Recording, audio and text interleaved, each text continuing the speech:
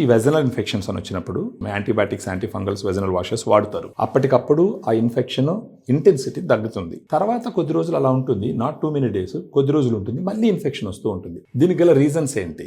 ఇప్పుడు మనకి vaginal pH ఏదైతే ఉందో అది 3.5 నుంచి 4.2 వరకు ఉండాలి. అట్లా కాకుండా మనకి pH మారింది అంటే ఇన్ఫెక్షన్స్ ఎక్కువగా రావడానికి ఛాన్సెస్ ఉంటాయి. ఇప్పుడు మేబీ ఎందుకంటే మెనోపాజ్ స్టేజ్లో ఉన్న వాళ్ళకి కానీ, ఏదైనా హార్మోనల్ ఇంబ్యాలెన్స్ ఉన్న వాళ్ళకి కానీ ఇన్ఫెక్షన్స్ ఎక్కువగా వచ్చే ఛాన్సెస్ ఎక్కువగా ఉంటాయి. డౌచింగ్ కూడా వన్ ఆఫ్ ద రీజన్ అంటారు. డెఫినెట్లీ అండి, ఎందుకంటే అది సెల్ఫ్ క్లెన్సింగ్ ఆర్గన్ కాబట్టి మనకి ఎక్కువ క్లీన్ చేయాల్సిన అవసరం కూడా ఉండదు. అంటే ఇప్పుడు వాషెస్ ఏవైనా వాడినా కూడా యాంటీబయాటిక్స్, యాంటీఫంగల్స్ ఏది యూజ్ చేసినా కూడా టెంపరీగానే ఉంటుంది.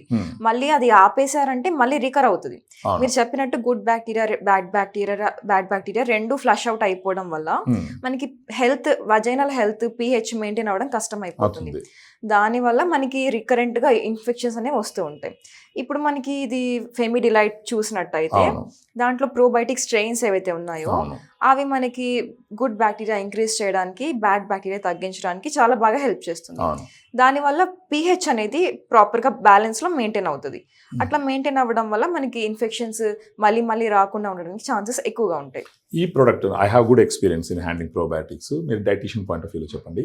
ఇది వచ్చేసి Lactobacillus acidophilus LA14, Lactobacillus రామోసిస్ HN001 ఈ రెండు స్ట్రెయిన్స్ యూఎస్ నుంచి ఇంపోర్ట్ చేయడం జరిగింది. మీరు అన్నట్టు ఏంటంటే ఈ వెజనల్ స్పెసిఫిక్ ప్రోబయాటిక్ స్ట్రెయిన్స్ వీటిని తీసుకుంటూ పోతే వెజనల్ pH రిస్టోర్ అవుతుందంటారా? డెఫినెట్గా రీస్టోర్ అవుతుందండి. ఈవెన్ ఆ బ్యాక్టీరియా బ్యాలెన్స్ ఏదైతే ఉందో అది కూడా మెయింటైన్ అవుతుంది.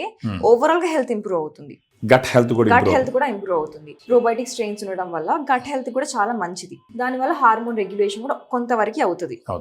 సో ఇప్పుడు దీన్ని ఎలా వాడమని సజెస్ట్ చేస్తారు మీరు? బేసిక్గా ఇది ఈవినింగ్ టైమ్ డైలీ ఒక క్యాప్స్యూల్ తీసుకున్నట్టయితే అది చాలా ఎక్సలెంట్ గా వర్క్ చేస్తుందండి. 3 months యూస్ చేస్తే మంచి రిజల్ట్ కనిపిస్తుంది. ఫెమిడిలైట్ వాడుతూ యాంటీబయాటిక్స్ వాడాల్సిన అవసరం ఉండదంటారా? అసలు దాంతో పాటు ఏది యూజ్ చేయాల్సిన అవసరం ఉండదండి. ఇట్స్ టోటల్ న్యూట్రాసూటికల్ కాబట్టి మనకి రూట్ లెవెల్లో వెళ్ళి మనకి కాజ్ ఏదైతే ఉంటుందో, ప్రాబ్లమ్ కాజ్ ఏదైతే ఉంటుందో దాన్ని ఫిక్స్ చేస్తుంది. దానివల్ల అసలు ఇంకేం మెడిసిన్స్ యూజ్ చేయాల్సిన అవసరం కూడా ఉండదు. అప్పుడు సైడ్ ఎఫెక్ట్స్ వచ్చే అవకాశాలు కూడా ఉండవు. ఈవెన్ యాంటీబయాటిక్ రెసిస్టెంట్ ఛాన్సెస్ కూడా ఉండవు. సో ఫెమిడిలైట్ ఒక 3 months వాడుకుంటే వాళ్ళ వెజనల్ ఇన్ఫెక్షన్ కంట్రోల్ అవుతూ ఉంటుంది.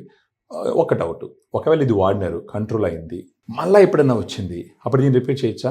డెఫినెట్గా రిపీట్ చేయొచ్చా అండి. దానికి ఏమి సైడ్ ఎఫెక్ట్స్ ఉండవు, డోసేజెస్ కూడా అంత ఇష్యూ ఏమి ఉండదు. కాబట్టి అది జస్ట్ ఒక న్యూట్రిషన్ సప్లిమెంటే కాబట్టి రిపీట్ చేయడానికి కూడా ఏం ప్రాబ్లం ఉండదు.